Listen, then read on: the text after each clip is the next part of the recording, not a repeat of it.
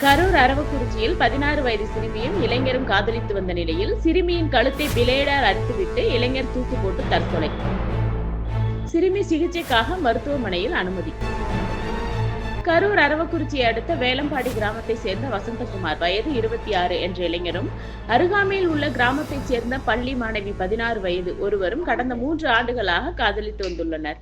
பெற்றோர்கள் எதிர்ப்பு தெரிவித்ததால் இருவரும் தற்கொலை செய்து கொள்ளலாம் என்று முடிவெடுத்து சிறுமியின் கழுத்தை பிளேடால் அறுத்து அவர் கீழே விழுந்தவுடன் இளைஞர் வசந்தகுமார் சிறுமியின் வீட்டிலேயே சேலையால் தூக்கு போட்டு தற்கொலை செய்து கொண்டார். இந்த சம்பவத்தில் சிறுமி உயிர் தப்பினார். சிகிச்சைக்காக அவர் மருத்துவமனையில் சேர்க்கப்பட்டுள்ள நிலையில் அரவக்குறிச்சி போலீசார் விசாரணை மேற்கொண்டு வருகின்றனர். இந்த சம்பவம் அரவக்குறிச்சி சுற்றுவட்டார பகுதியில் பரபரப்பை ஏற்படுத்தியுள்ளது.